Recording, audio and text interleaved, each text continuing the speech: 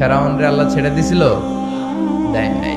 এই ফেরাউনের লাশটা আমি নিজে দেখে এসেছি, শুটকি হয়ে আছে, একটা শুটকি মানুষ।